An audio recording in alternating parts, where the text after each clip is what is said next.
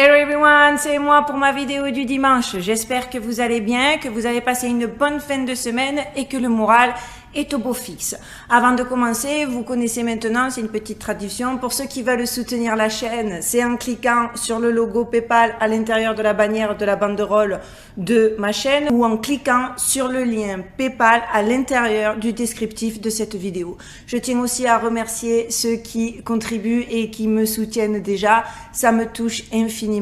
Et merci du fond du cœur. Je vais rentrer tout de suite dans le vif du sujet parce que ce dimanche, c'est un sujet d'actualité. Et vous me connaissez, quand c'est un sujet d'actualité, je m'affole, je m'emballe, je pars dans tous les sens. Et je ne voudrais pas que cette vidéo soit indigeste ou dure ad vitam aeternam. Alors vous savez quoi, on va commencer tout de suite. Avant, quand on voulait connaître les tendances, on regardait du côté américain. Aujourd'hui, clairement, c'est vers l'Asie qu'il faut tendre l'oreille si on veut pouvoir anticiper quelque peu ce qui nous attend, ce que sera le futur. Avez-vous entendu parler de ce restaurant entièrement robotisé qui a ouvert ses portes ? De la cuisine jusqu'au service, les établissements de restauration entièrement automatisés sont déjà une réalité en Chine où les pénuries de personnel apparemment se font sentir parce que bien évidemment ils vont vouloir nous faire avaler des couleuvres et si ce système est mis en place et que donc il enlève du boulot à des personnes humaines, c'est parce qu'il y a une pénurie du personnel en Chine. Celui qui croit vraiment cette théorie qu'en Chine on ne trouve plus d'employés. Excusez-moi, je ne veux pas vous critiquer en public, mais je n'en pense pas moins. Regardez, pause déjeuner à l'hôpital de la Croix-Rouge de Wuhan, donc l'épicentre de la propagation du coronavirus en Chine. En sortant de l'établissement, les médecins exténués tombent sur un étrange food truck, couleur rose bonbon. Personne au fourneau, juste 2 bras robotisés qui, dans un balai automatique, préparent et servent au comptoir plus de 100 plats par heure au personnel hospitalier. Aucun contact humain et donc aucun risque de transmettre le virus dans le petit camion installé par le groupe Country Garden. Pour ce géant chinois de la restauration rapide, l'épidémie est l'occasion parfaite pour tester ces engins avant de les déployer à la sortie des entreprises, des universités ou de tout endroit bondé à l'heure du déjeuner. Le phénomène n'est pas totalement nouveau en Chine, mais il s'accélère. On va quand même souligner que cette robotisation à marche forcée ne s'arrête pas aux frontières chinoises et touche aussi les voisins japonais, taïwanais ou sud-coréens, où les champions nationaux de la robotique se sont tous lancés dans ce créneau. À Séoul, la marque LG a déployé le premier automate sur roulette dans un fast-food. Jérôme Pinton, directeur marketing de LG, a justifié ça en affirmant que c'était une démonstration pour tester leur réseau d'intelligence artificielle qui est commun à tous les appareils destinés à la restauration, de la commande à la préparation jusqu'au service. Et après, on va pas me dire qu'on est en train... Enfin, ouais, je vais y venir. Vous voyez tout de suite, je veux mettre la charrue avant les bœufs. Je continue ma démonstration. Au Japon, il y a carrément un hôtel entièrement géré par des robots. Pour le check-in, vous avez le droit entre un humanoïde qui parle japonais ou un robot dino affublé d'un nœud qui maîtrise quant à lui l'anglais. À San Francisco, il faut savoir, on avait déjà depuis à peu près 2014, grâce à Microsoft, wow, Microsoft, what a coincidence, qui fut la première entreprise à utiliser des robots, n'est-ce pas, les Cat5 de Knightscope pour assurer la protection de son zoning industriel dans la Silicon Valley. Maintenant, il y en a aussi en ville. Ce lourd robot, il pèse 136 kg, mesure 1,50 m de haut et détecte aussi bien les bruits que les mouvements. Même chez moi, à Vegas, on a un Robocop pour assurer la sécurité des communautés résidentielles. À Dubaï, les premiers tests de robots agents de police sont en cours. Ces Robocops sont autonomes et peuvent assurer la surveillance de lieux très fréquentés comme les centres commerciaux, les parcs d'attractions et les attractions touristiques. Actuellement, à Dubaï, ils ne maîtrisent que l'anglais et l'arabe, mais le russe, l'espagnol, le français et le chinois ne devraient pas tarder à arriver. Bien que très récemment présenté en public, les ingénieurs travaillent déjà sur le successeur de ce robot. Ce Robocop 2.0 devrait arriver sur le marché dans 2 ans. Il mesurera près de 3 mètres et pourra atteindre la vitesse de 80 km/h. Le gouvernement de Dubaï croit profondément en ces policiers du futur. Et apparemment, d'ici 2030, la police pourrait compter pas moins de 25% d'agents métalliques. Bref, le monde post-Covid a de plus en plus des allures de films de science-fiction. Un monde de plus en plus totalitaire dans lequel le numérique et en conséquence le robot prend de plus en plus d'importance en même temps que la société se déshumanise. Vous allez voir, ma vidéo n'est absolument pas sur les robots. Je ne suis absolument pas fascinée de robotique, mais vous allez comprendre où je veux en venir. Vous me pensez trop alarmiste quand je dis que la société se déshumanise? Oui? Avez-vous entendu parler du projet Intact? Non? No clue? Vous n'avez pas la moindre idée de ce que c'est Intact? Bon, eh bien je vous avertis, accrochez-vous, et c'est maintenant.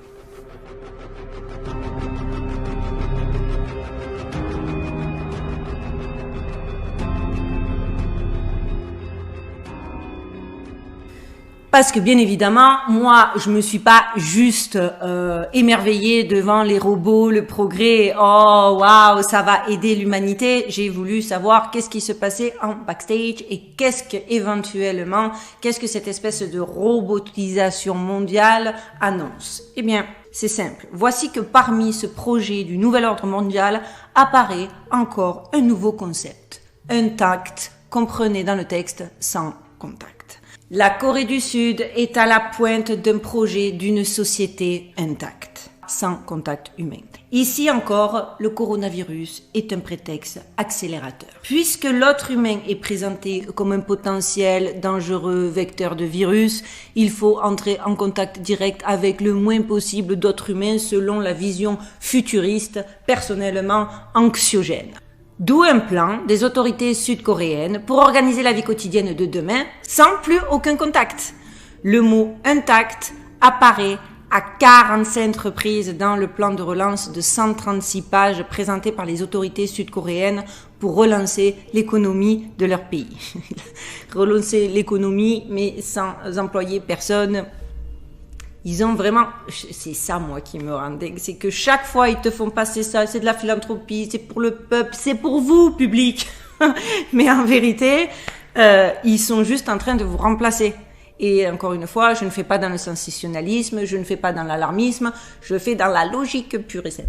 Donc un plan a bel et bien été présenté en juillet 2020. Admirez la rapidité avec laquelle de telles théories surgissent quelques mois seulement après l'annonce d'une pandémie Covid-19. Parce que les gars, il y a eu le Covid, ils ont dit « Ah, on a les robots !» Il y a des... No worry, ils sont malades, mais on a les robots. Après, je vais pas pousser plus loin la théorie conspirationniste, mais le hasard fait définitivement bien les choses. Et comme par hasard, un tel plan repose sur les multinationales et les nouvelles technologies. La Corée du Sud va donc investir plus de 40 milliards d'euros pour encourager les entreprises à développer des robots, des véhicules autonomes, des drones, des hôpitaux à base d'intelligence artificielle, et oui, même les professions libérales ne seront pas à l'abri, et toute autre technologie qui pourra permettre de réduire les contacts humains. En réalité, la Corée du Sud n'a pas attendu le coronavirus pour enclencher cette révolution intacte. Ce pays est un des pays les plus connectés au monde. Le mot intact n'est d'ailleurs pas nouveau en Corée du Sud. Le coronavirus a simplement permis de l'ériger au rang de projet de société par le gouvernement. Le développement de la 5G, de la robotisation et de l'intelligence artificielle doivent, selon les termes du plan de relance sud-coréen, modifier tous les aspects de notre existence. Les restaurants seront remplacés par des chaînes de restauration, sans personnel humain, dans lesquelles ce sont des robots qui préparent la commande et viennent la servir à table. L'enseignement à distance deviendra la norme. 18 hôpitaux équipés d'intelligence artificielle ultra développée privilégieront les soins à distance. La plupart des boutiques disparaîtront au profit du commerce en ligne. De nombreuses livraisons se feront par des drones. Les discussions en ligne avec les interlocuteurs professionnels deviendront la norme. Les liens avec les amis et la famille seront encouragés à ne plus exister que par écran interposé. Les loisirs, écouter un concert, visiter une exposition, se feront virtuellement devant un écran. Des smart cities, donc comprenez ville intelligente, vont se développer avec le sans contact humain comme règle de base. Je répète pour ceux qui arriveraient en cours, ou si je n'ai pas été assez claire, il s'agit d'un programme, d'accord ? C'est pas moi qui suis en train de me prendre pour une médium et de vous expliquer ce qui va se passer dans le futur. C'est le programme qui a été présenté en Corée du Sud et qui a été validé par le gouvernement. Et ne croyez pas que ces pays sont loin et que ça n'arrivera pas chez nous, parce que la preuve, on a fait cette erreur pour la pandémie, on s'est dit « Oh, pas de chance les Chinois !» Et au final, ça fait bien longtemps qu'ils en sont sortis et nous, on est encore, enfin surtout vous, parce qu'encore ici aux États-Unis, ça commence à aller, mais vous en France, je vais pas vous critiquer, mais on sait où vous en êtes. Donc dans une interview au journal Le Figaro, Park Yang-woo, ministre sud-coréen de la culture, des sports et du tourisme de Corée, a déclaré qu'il devenait nécessaire de créer une culture sans contact. Il a dit « Nous devons créer une nouvelle vie qui inclut moins de contact en face à face. Nous avons baptisé cela la culture du intact, qui sera soutenue par la 4e révolution industrielle, dont les nouvelles technologies comme l'intelligence artificielle et la 5G. » En vérité, cette société intacte promue par le gouvernement sud-coréen est exactement conforme à la description du monde post-Covid faite par Klaus Schwab, au nom du Forum économique mondial sous l'intitulé Great Reset. Cet homme semble être sorti de nulle part, pourtant celui-ci affirme sans sourciller la réinitialisation de tous les secteurs de la planète et promet la fusion de l'homme avec la machine. Cet homme de 83 ans semble sortir de nulle part, du néant absolu. Il est en réalité un pur produit de l'élite de la planète finance qui cherche à privatiser, corporatiser et globaliser la planète, et ce dès le lendemain de la Deuxième Guerre mondiale. Monsieur Schwab est né en 1938 dans l'Allemagne hitlérienne. Il a grandi dans l'ambiance d'un État policier fondé sur la peur, la violence, le lavage de cerveau, le contrôle, la propagande, le mensonge, l'industrialisme, l'eugénisme, la déshumanisation et l'épuration. À cette violence psychosociale vient s'ajouter celle des armes. Du coup, le problème de Klaus Schwab pourrait être le suivant. En voulant se débarrasser des causes qui ont amené Hitler au pouvoir, il a pu transférer sa confiance et son sentiment de sécurité vers le monde des machines, des systèmes et des algorithmes.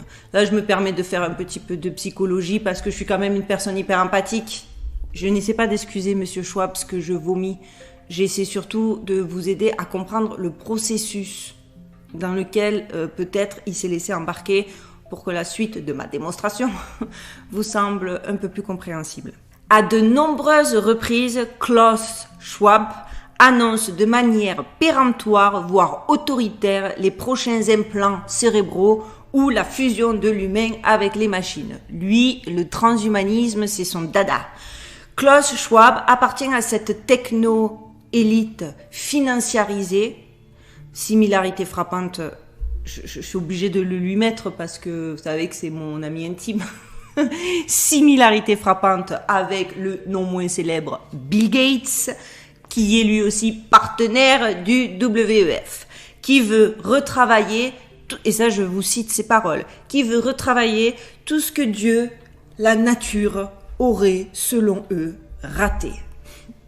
Si ça, ce n'est pas de l'hérésie ou de la mégalomanie, ou en tout cas un sentiment qui laisse perplexe, voire qui fait peur quand on sait que c'est ces gens-là qui essaient de contrôler le monde, je ne sais plus quoi vous dire. Donc, Klaus Schwab a donc un modèle idéal dans ses ordinateurs qui revisite l'humanité jusque dans sa sphère la plus intime. Autant d'idées qui rappellent le concept de l'homme nouveau. C'est un concept qui, je vous le rappelle aussi, était très cher à Staline et Adolf Hitler.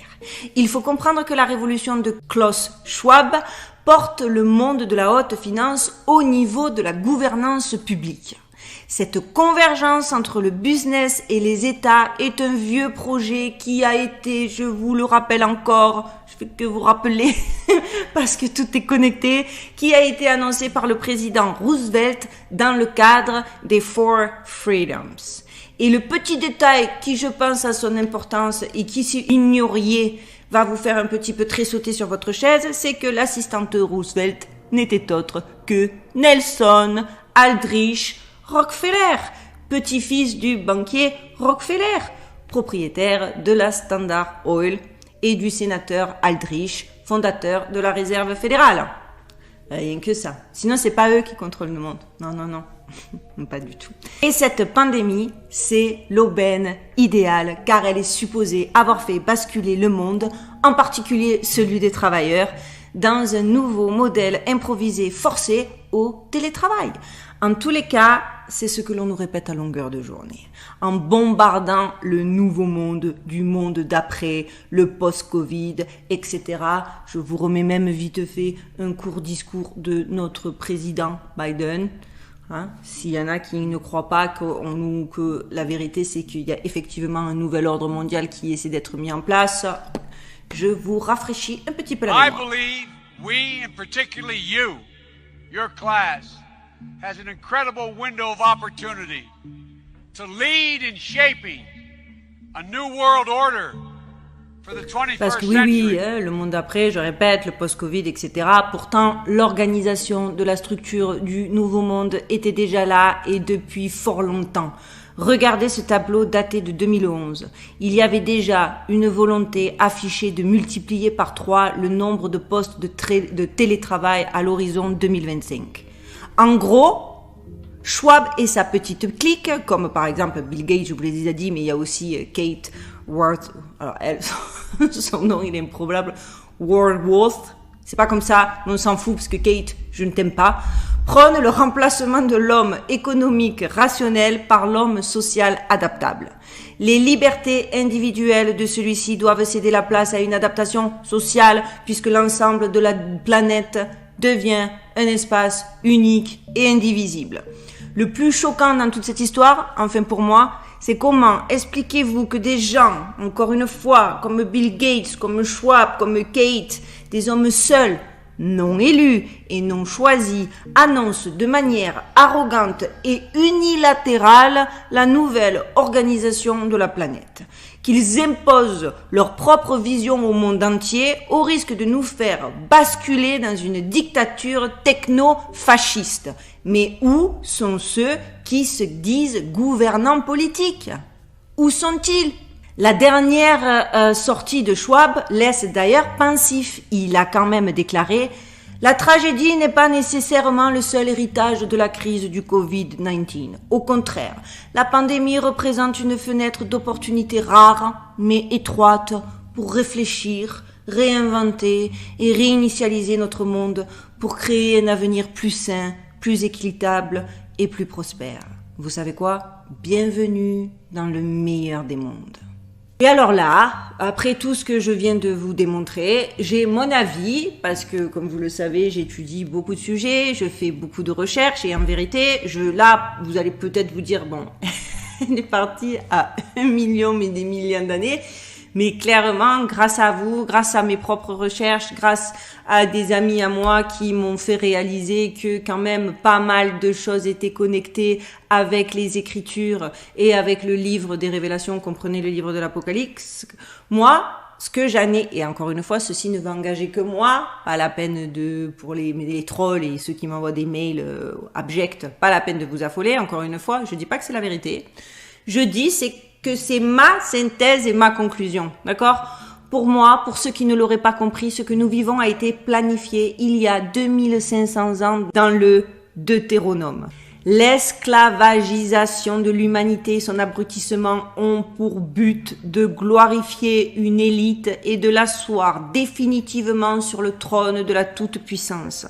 Il s'agit clairement, selon moi, d'un retour à l'Antiquité et plus précisément à l'Égypte des pharaons. son occultisme, ses démons, sa magie, sa numérologie, ses symboles, son pédosatanisme, son mysticisme et sa mythologie. À l'heure du transhumanisme, du numérique et de la 5G, cette civilisation dont la grandeur et les ambitions infinies n'ont jamais totalement disparu dans l'esprit de certains, veut renaître, nanti et agrémenter des instruments technologiques modernes. Peut-être vous vous dites, là, vraiment, ça y est, on l'a perdu. Mais clairement, l'Égypte, je sais que il y a tellement de recherches qui continuent et des sommes extravagantes qui sont allouées pour trouver le secret des Égyptiens, tellement de théories contradictoires, tellement de richissimes philanthropes, comme ils aiment se faire appeler, qui investissent, qui achètent tout ce qui a trait à cette période, que bon, je veux bien qu'on adore l'Égypte et que ce soit une passion. Mais je trouve que mon analyse, elle est pas plus stupide qu'une autre. J'attends vos réflexions en commentaire. Vraiment, c'est important pour moi parce que si je me mets à délirer, vous savez, des fois, on a trop d'infos tue l'info. En tout cas, pour moi, derrière le programme du Grand Reset et de la pandémie, se cachent des intentions qui vont au-delà de l'écologie et du réchauffement climatique. C'est l'aboutissement d'une prophétie dont la concrétisation s'est accélérée depuis 300 ans. Il a fallu entraîner la civilisation occidentale dans sa propre décadence et affaiblir les nations les unes après les autres, jusqu'à les priver d'identité, de foi, de culture, de tradition et de richesse. Les oligarques et la superclasse qui pilotent ce projet satanique sont de faux philanthropes. Je vous le répète depuis longtemps. Ils utilisent les minorités comme mercenaires et invoquent des arguments à la mode pour faire progresser l'asservissement des peuples et leur mise sous contrôle. Parce que maintenant, les minorités nous divisent comme jamais, alors qu'à quand même, au XXIe siècle, il y a des sujets qui devraient plus être d'actualité, si vous voyez ce que je veux dire. Et si vous comprenez ce dont je veux parler, le grand réveil doit survenir dans les esprits qui sommeillent encore. Une remise en question de l'établissement de la pensée dominante et de son idéologie marxiste, ainsi que l'inféodation à l'oligarchie de la presse doit maintenant avoir lieu. Réduire l'humanité comme ils sont en train d'essayer de le faire n'est pas un projet acceptable. L'amoralisme et Machiavel font partie d'une philosophie criminelle. Le satanisme est abject. L'oligarchie et l'hyperclasse ne proposent rien d'autre que la destruction des libertés et de la dignité humaine. N'oubliez pas, je sais que déjà je vais me faire allumer si j'ai la chance que cette vidéo ne soit pas strikée. Mais n'oubliez jamais, il y a vraiment quelque chose d'important à comprendre, c'est qu'il y a deux sciences. Celle qui cherche la vérité et celle qui travaille pour le système qui le finance dans son programme préétabli. Tout serait très simple et clair si la science ne cherchait que la vérité sans adaptation commerciale, culturelle, politique et médiatique selon le système. Et ce modèle repousse systématiquement tous les courants de pensée qui osent dans d'autres directions, créant des étiquettes pour satisfaire et les manipuler. Il crée des étiquettes de conspiration, des fausses nouvelles, du mysticisme, de l'utopie, de la pseudoscience, etc., etc. Alors que merde, oui merde, on a quand même le droit d'avoir des opinions différentes sans pourtant être taxés de marginaux. À travers vos commentaires, je sais que nombreux d'entre vous me disent « Oh là là, ma famille me rejette, oh là là, je me sens seul et fou, oh là là, merci de m'avoir montré que je n'étais pas seul. » Mais à quel moment le dialogue il est nécessairement rompu juste parce qu'on n'a pas d'idées différentes? À quel moment on a arrêté de s'enrichir de la connaissance des uns et des autres? À quel moment on a cru qu'on savait tout et que ce que nous on pensait c'était la vérité absolue et définitive, genre écrit dans la pierre? Je suis catastrophée d'apprendre et de savoir que vos amis et même votre propre famille, c'est un peu le cas avec moi aussi, ne vous inquiétez pas, vous n'êtes pas seul, mais que vous rejette simplement parce que vous avez d'autres lectures, d'autres analyses et une liberté de penser. Mais surtout, ne perdez pas ça, parce que les gens qui sont dans cet engrenage et qui vous rejettent, rira bien qui rira le dernier. Vraiment, il vaut mieux avoir de la peine pour eux, je vous assure, parce que c'est tragique de pas se rendre compte. Aujourd'hui, on vous parle de tolérance à tous les niveaux, à tous les degrés. Il faut être tolérance ici. Si tu dis un truc de travers, t'es taxé racisme, antisémite. Tu n'as même plus le droit de faire des blagues parce que il faut être tolérant, il ne faut plus heurter les sensibilités, et t'apprends que parce que tu vas dire parce que tu vas avoir ta propre vision de l'état actuel des choses, et des visions qui sont légitimes parce qu'on est dans un chaos total, les gens vont te rejeter. Le racisme de la pensée, c'est pas, non? Faudrait peut-être, celle-là aussi, faudrait peut-être l'intégrer quelque part.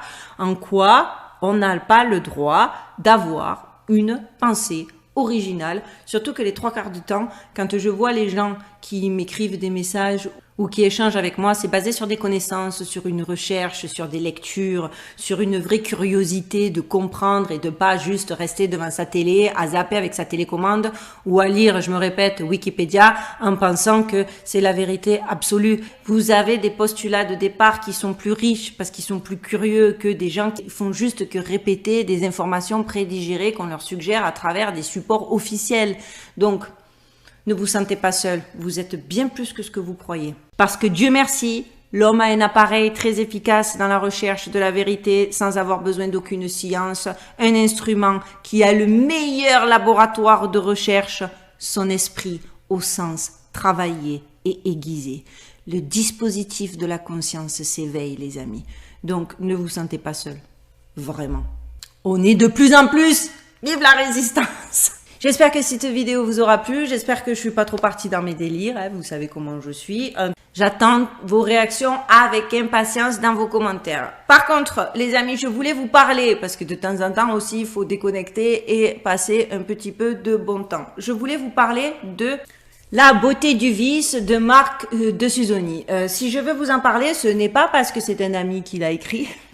Non. Mais surtout parce que je pense que ça peut vous plaire et que pour vous faire déconnecter le cerveau et passer un vrai bon moment, ce roman parle d'une arnaque à Las Vegas, et ce qui est génial, c'est qu'à travers cette histoire totalement inventée, il s'agit d'une fiction, c'est un thriller, hein, on découvre plein de secrets sur les casinos, sur les jeux de hasard, sur comment c'est trafiqué dans la vraie vie, sur comment les gens ont trouvé des astuces pour gagner à tous les coups, et toutes sortes de secrets passionnants sur les jeux et tout ce que les casinos voudraient bien pouvoir nous cacher. J'ai appris, honnêtement, et je vis à Vegas, hein, j'ai appris plein de choses, plein d'anecdotes hyper drôles et hyper intéressantes sur ma ville. Et c'est cool que ça se passe à Las Vegas, parce que si vous voulez un peu plus découvrir mon quotidien, ma ville, je suis sûre que ça va vous passionner, parce que vraiment dans les détails, les casinos, les rues, les descriptions au-delà de l'histoire, c'est vraiment, on y est quoi. Mieux que si c'était filmé. Voilà, donc ça s'appelle La beauté du vice de Marc de Suzoni. C'est publié chez LBS Noir, un éditeur dont la devise est des livres qui ne rentrent dans aucune case. Et ça, vous le savez, les choses qui ne rentrent pas dans les cases, vous comme moi, on adore ça. Je vous mets le lien où cliquer si vous voulez vous procurer le livre dans la barre de description de cette vidéo. Voilà mes amis. J'espère que ce sujet vous aura plu. Tout comme d'habitude, j'attends vos réactions et vos suggestions en commentaire. N'oubliez pas, on like, c'est pour le référencement et l'algorithme. Plus je suis liké, plus je suis suggéré par YouTube. On s'abonne, comme ça on grandit notre communauté.